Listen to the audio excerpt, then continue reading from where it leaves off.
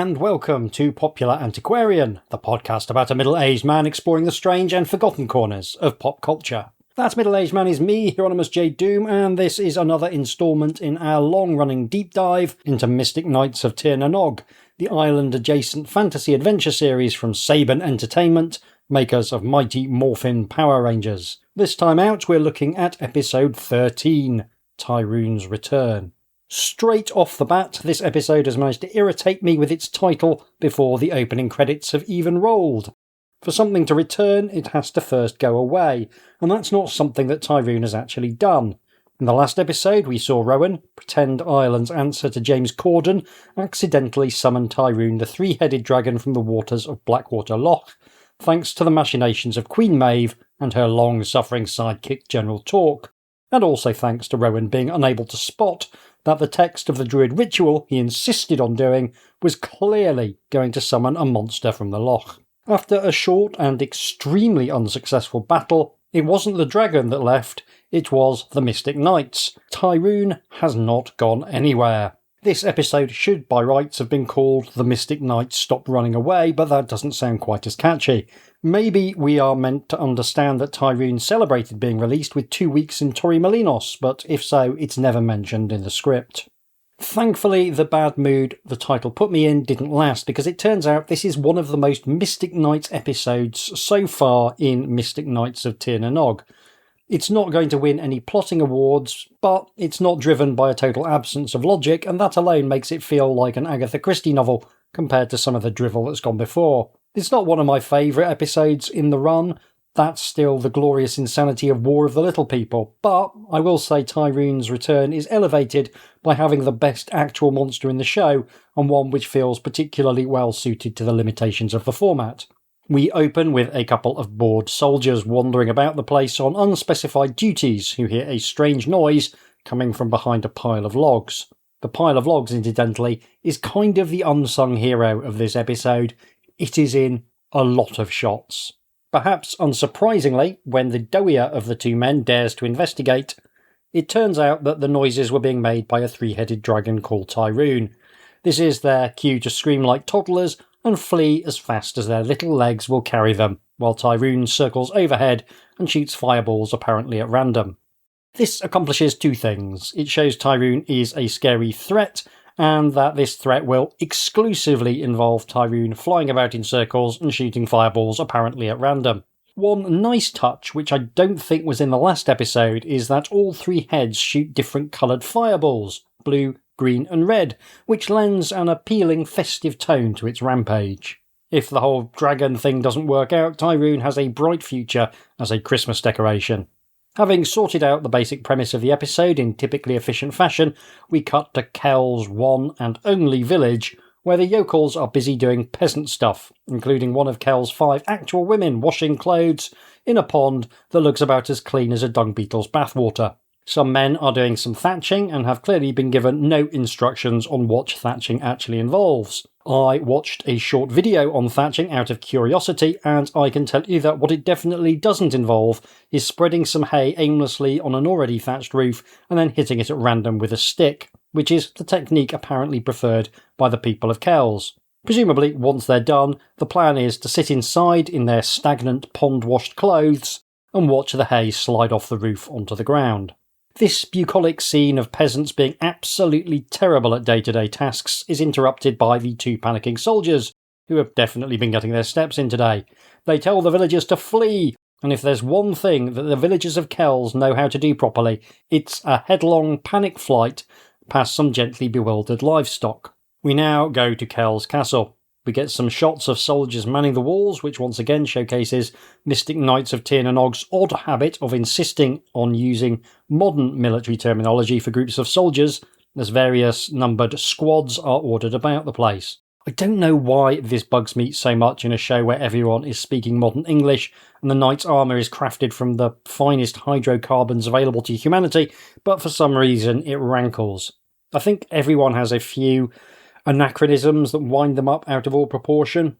people shouting fire instead of loose when commanding archers is a common one, and I know some people find the whole notion of arrows being loosed in volleys extremely aggravating, because it's an incredibly stupid idea to make your archers hold the bowstring under maximum tension for a moment longer than is actually necessary.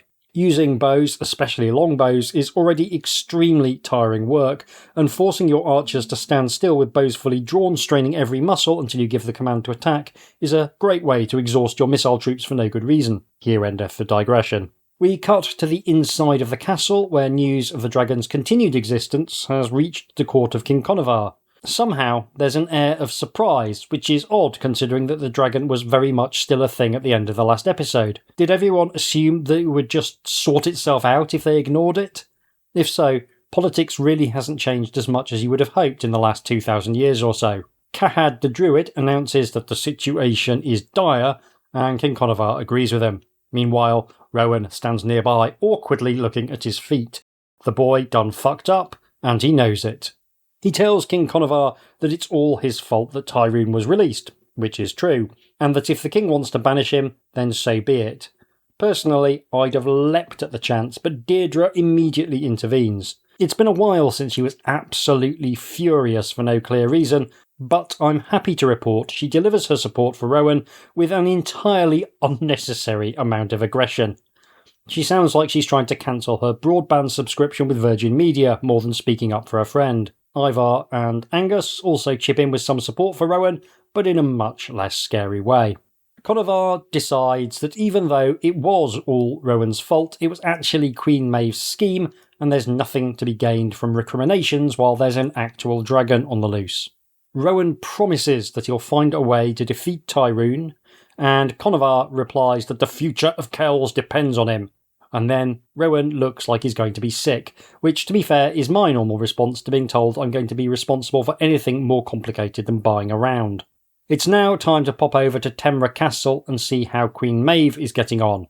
She's still wearing her fighting/pantomime outfit, and that's because we find her in the middle of sword practice with two of her own soldiers. She beats them handily, either because she's super good at fighting, or because only a lunatic would take the risk of beating a half-demented sorceress lady who is also their boss. That sounds like a really good way to end up on fire or something. I think this scene only exists because otherwise the episode would be entirely absent swordplay. It serves a handy double purpose, chucking in a little action sequence to break up the exposition, and also reminding us that Maeve is dangerous in an episode that doesn't otherwise involve her doing a great deal. When the actor is obligated to appear but doesn't have a lot to do, it's a good idea to take the opportunity to remind the audience who they are and what their purpose in the show is. You could have had her do some magic instead, but I like they've gone with a sword fight. As a random aside, one of the worst examples of just half-assing a contractual appearance was in, I think, the last season of Game of Thrones, where Cersei Lannister was contracted to be in every single episode, and they had nothing for her to do in one episode. So Lena Headey got paid $1 million for sitting on a balcony looking over the edge of a balcony for all of about 5 seconds. Nice work if you can get it. With the minions suitably chastened, talk can pop up with some news of the three-headed dragon. Maeve is delighted to hear that Tyrune is rampaging through Kells, and comments that the dragon is worth 1,000 of her soldiers. Talk sounds a note of caution, pointing out that he can control the soldiers, but the dragon is a law unto itself. I really hope this is a little bit of foreshadowing for a future episode involving Temra suffering from Tyrune's wrath, but I'll be honest, my hopes aren't high given the show's track record of forgetting plot points from less than 5 minutes ago. Maeve muses that the dragon rampage will cause the people of Kells to panic, and surely there must be a way to turn this to her advantage. On that suitably ominous note, we can return to the Mystic Knights who have assembled outside Kells Castle to try and come up with a plan. Ivar says, it takes a monster to beat a monster, which sounds reasonable until you remember that they've already beaten a whole bunch of monsters without access to a monster of their own. It's this sort of thing that makes me chary of assuming that any line in the show is intended to be setting something up down the line. Pyre, the Dragon of Dare, seems to be the obvious tool to defeat Tyrune, but Aideen, Rowan's fairy stalker, immediately pops up to remind everyone that Pyre was shackled in chains when Rowan freed Tyrune from the loch. Still, freeing Pyre from his imprisonment does give them a place to start, so it's off to Pyre's cave to see if repeatedly shooting him in the face with their magical weapons will somehow solve their problem. Strangely enough, it does not. Each of the Mystic Knights takes a turn to assault Pyre, and the only thing they succeed in doing is making him angry. They've essentially swapped one dragon breathing fire on them for another. Aideen tries a bit of her magic, but it doesn't fare any better. Having set fire to, pummeled, electrocuted and blown wind at Pyre, they decide they need a plan B, and for a horrible moment I thought they were going to go and see King Finvara of Tir na Nog, but thankfully they decided that Cahad the Druid is a better bet, which is a welcome relief. I can always live without a senile old man with a helium addiction delivering gnomic advice that doesn't make any sense. With that plan decided upon, it's time to re-establish the stakes, which means Tyrune is going to attack Kel's one and only village. We get a curiously extended sequence of the villagers doing their very best running away as the dragon swoops in, breathing fire in all directions. It goes on for a weirdly long time, with shots from multiple different angles of people yelling and running, while a goat exhibits the sort of sang-froid normally associated with more war movies of the 1940s. It feels like they did a bunch of different takes to give the editor some choice, and the editor decided, screw it, I'm using all of them. Usually a scene like this would run unbelievably short, so it's always noticeable when that doesn't happen. It's probably a function of this being a two-parter in all but name. With the plot a little more spread out, there's space to jam in some bonus footage of panicking villagers. Tyrune loses interest in the village remarkably quickly, which I interpret to mean that the villagers are so pathetic he's actually faintly embarrassed. A bit like watching Kemi Badenoch talk to the press. The villagers count themselves pretty lucky, but what's this? There's a man wearing a purple cloak with his face all bandaged up, wandering around, telling anyone who will listen that this was all the fault of the Mystic Knights. He claims to be from a village in the hills, but the more astute viewer will remember Torque's recent love of playing dress-up and draw the obvious conclusion. Here he seems to have decided that medieval leper is a look guaranteed to assure him of a warm welcome, which is a curious choice, but Kel's villagers don't seem especially bothered. He potters about the village for a while, sowing discord among the yokels. You can't fault his muckraking work ethic, and the villagers seem fairly happy to take him at his word. I guess ACAB includes magical teenagers. Because Mystic Knights is written by and for people who struggle with object permanence, the very next scene is the knights rocking up to the village and receiving the sort of reception normally reserved for scarbands. Angus takes a lackadaisically flung cabbage to the torso, and a woman, following the grand tradition of this show, teasing a fun scene and then not doing it, appears with a bucket of dirty water which he then chucks about 2 feet in front of them. It's sort of like the infamous reaction to Hulk Hogan's heel turn in WCW, except everyone's taken a massive dose of horse tranquilizers. So instead of a wet quartet of warriors being pelted with refuse, it's just some guys looking at a puddle. The very sleepy crowd denounces the knights as traitors and throws them out of the village, and comes close to putting their hands on the knights, chasing them through the streets. It's worth remembering at this point that Deirdre is actual local royalty, and if there's one thing that royalty is famously chill about, it's their subjects calling them traitors and throwing them out of places. I feel like, regardless of how this episode turns out, King Conovar will be sending some soldiers to patiently explain how feudalism operates, with worked examples involving savage beatings for those who struggle with the bigger words. Fortunately, before anyone can do something that the entire village will regret, someone shows up to diffuse the tension by shooting fireballs at everything in sight. That someone is, of course, Tyrune, and while it does prevent the villagers from committing a little light treason, it does also set fire to quite a lot of stuff during another oddly extended sequence of yokels running away. Rowan determines that they need their armour, which is almost 5 minutes earlier than is traditional, which works well to sell Tyrune as a much more significant threat than the usual. With the armour duly summoned, it's time to stand very still and shoot lasers at each other. Actually, that is a little harsh. While this is still a classic Mystic Knights laser battle, there's a touch more dynamism to proceedings than there was for the Four Sentinels. Tyrune, for example, flies around in circles, which is definitely not standing still, although I'd argue it's still only a very small step up. Also, Tyrune is big and powerful enough that the producers are able to show the knight's attacks hitting home, and while it doesn't have an enormous impact on the giant beast, it does clearly sting a little, causing Tyrune to react. The finale of the battle is all three of Tyrune's heads firing at once, causing an explosion among the Mystic Knights, which sends them flying. Angus and Deirdre get launched into a haystack, which is a pretty good visual, while Rowan and Ivar are sent sprawling on the ground. This is the cue for the quartet to do their best villager impression and leg it. It's clear that their weapons are as much use as a Mars bar toothbrush, and that means they need Pyre. Deirdre asks Angus if he's got any ideas of how to free the shackled dragon, given that he's been in chains on many occasions.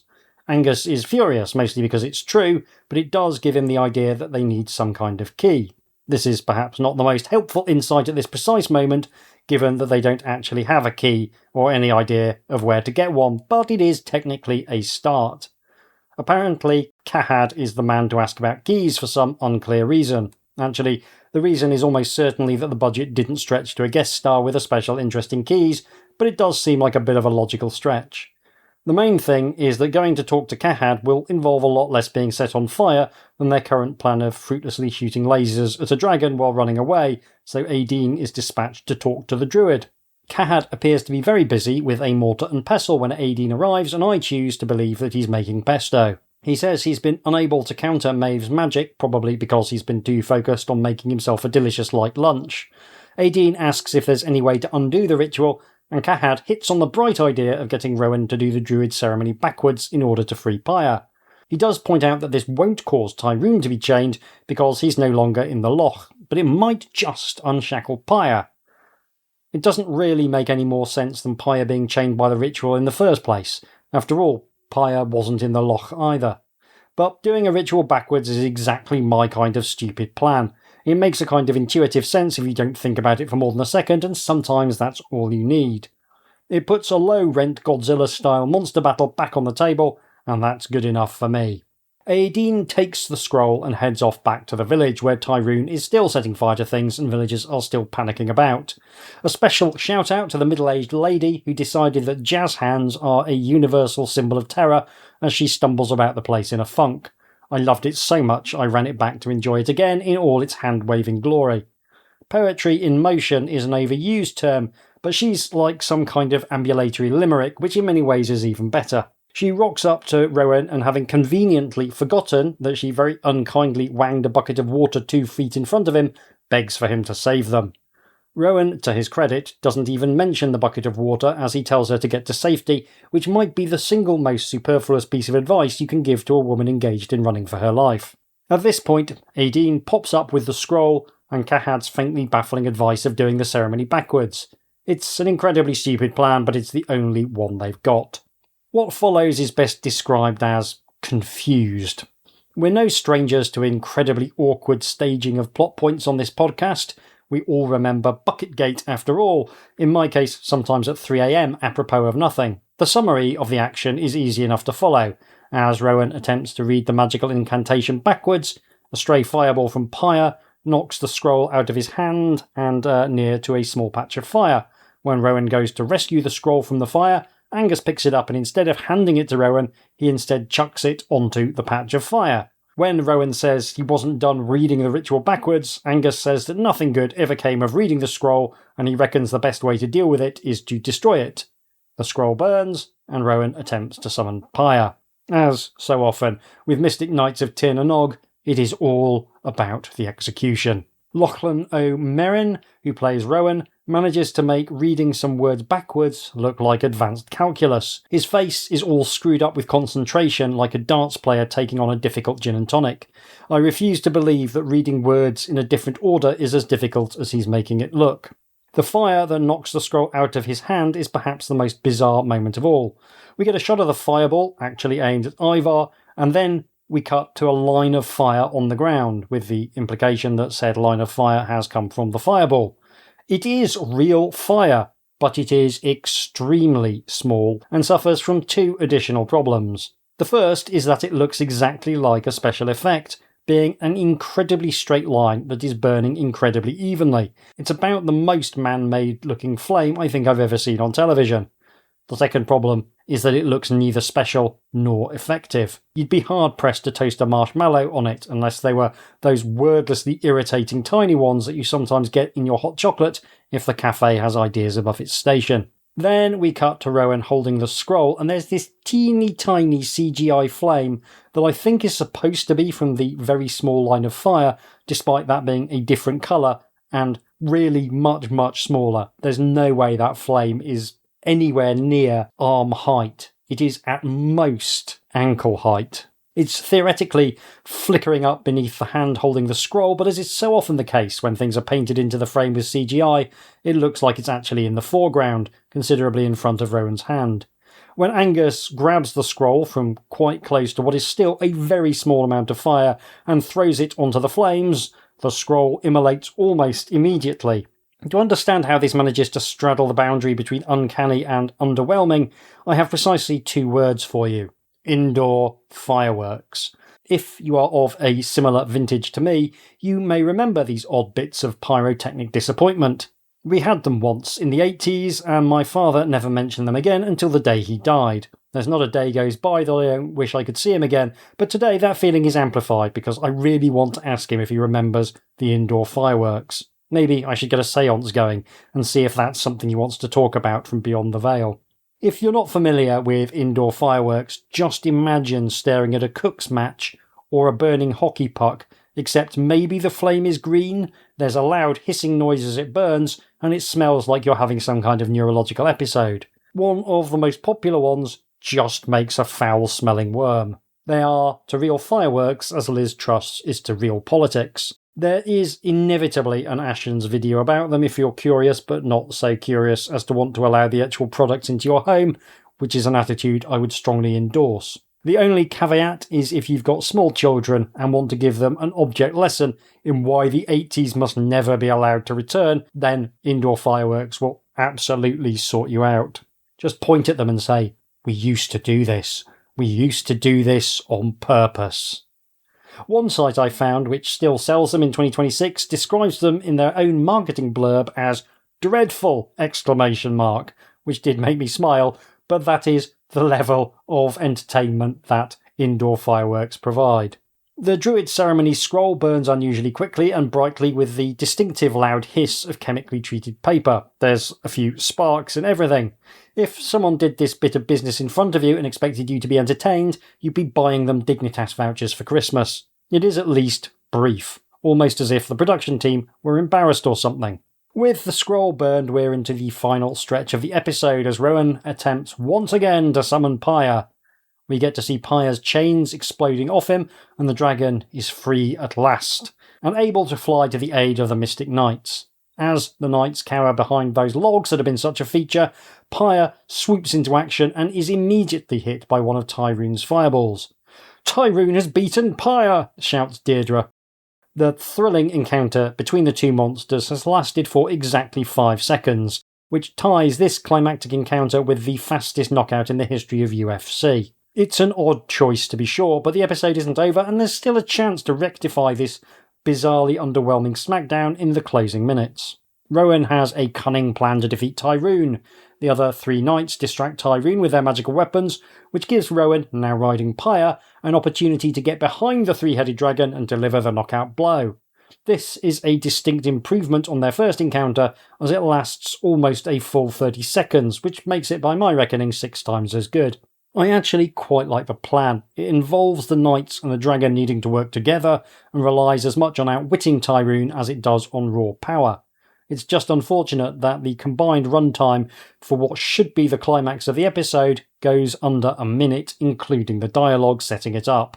Tyrune's defeat also has a damp squib quality to it. I think partly because they need to leave the door open for the dragon to return, so when Rowan and Pyre execute their daring manoeuvre, a single bolt of fire from Pyre is enough to send Tyrune flying away in chagrin. Rather than being defeated, he just vibes as leaving in a huff, and there's no sense that his threat has been in any way properly contained.